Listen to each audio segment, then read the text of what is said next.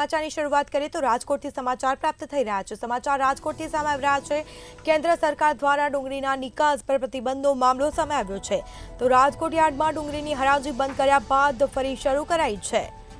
તો રાજકોટ યાર્ડના સત્તાધીશો દ્વારા મહત્વપૂર્ણ નિર્ણય કરવામાં આવ્યો છે। ડુંગળીના ભાવ મળે તે માટે આવક પર નિયંત્રણ કરાયું છે। તો દૈનિક 100 ગાડીને જ યાર્ડમાં એન્ટ્રી મળશે। સાથે જ ડુંગળીના નિકાસ પર પ્રતિબંધ હટાવવા રજૂઆત કરી હતી।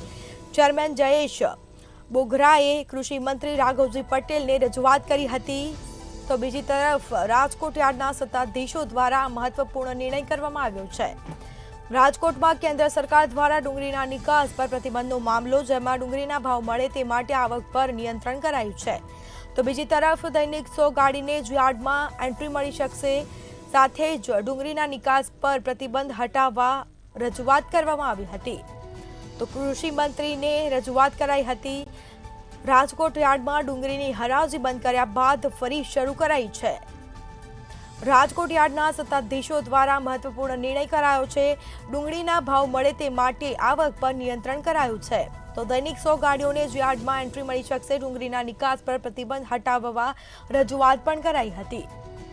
તો ચેરમેન જયેશ બોધરા કૃષિ મંત્રી રાઘવજી પટેલને રજૂઆત કરી હતી।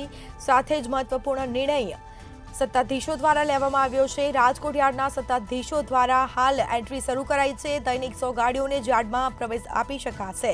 તો રાજકોટ યાર્ડમાં ડુંગળીની હરાજી બંધ કર્યા બાદ ફરી શરૂ કરાઈ છે। કેન્દ્ર સરકાર દ્વારા ડુંગળીના નિકાસ પર પ્રતિબંધનો મામલો હતો, જેમાં હાલ તે નિયંત્રણ મોકૂફ રાખવામાં આવ્યો છે। રાજકોટ યાર્ડના સત્તાધીશો દ્વારા મહત્વપૂર્ણ આ નિર્ણય છે, જેમાં ફરીથી એકવાર રાજકોટ યાર્ડમાં ડુંગળીની હરાજી બંધ કર્યા બાદ શરૂ કરાઈ છે।